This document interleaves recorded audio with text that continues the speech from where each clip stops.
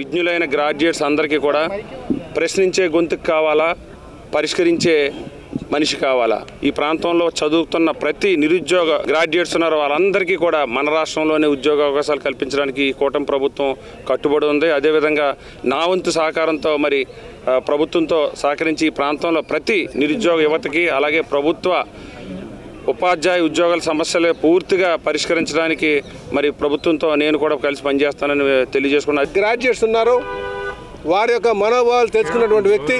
ఆయన గెలిచిన తర్వాత ప్రభుత్వానికి గ్రాడ్యుయేట్స్కి ఒక వారధిగా వ్యవహరించగలరు. వారి సమస్యల్ని చిత్తశుద్ధితో పరిష్కరించగలిగే సత్తా ఉన్నటువంటి వాడు. ఈ రాష్ట్రానికి ముఖ్యమంత్రిగా ఉన్నటువంటి చంద్రబాబు నాయుడు గారి మీద గ్రాడ్యుయేట్స్ అందరూ కూడా హోప్ పెట్టుకున్నారు.